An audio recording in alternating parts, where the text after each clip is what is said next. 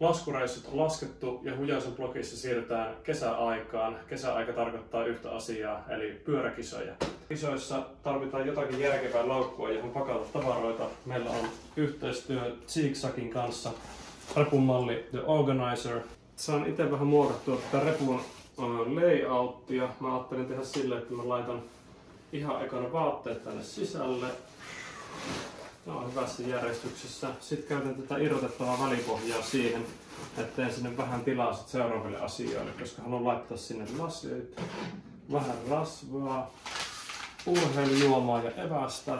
Ja sitten pyöräkisoihin lähtevä Kinder-yllätysmuna, juomapullot ja sitten vikana mä laitan vielä sinne läppärin. Kyllä koska tää on vähän kätevä tää selkäosasto, niin pistää sen sinne. Ja pikkutaskuihin tarpeellista gearia, varaan linkku messiin ja otetaan nyt yhdet housut. Näin mä saan laittaa kivasti tähän. Löytyy remmit myös, mikäli haluttaisi kantaa jotain repun ulkopuolella. Alright, reppu olisi valmis ja sitten lähdetään kohti Tamperetta.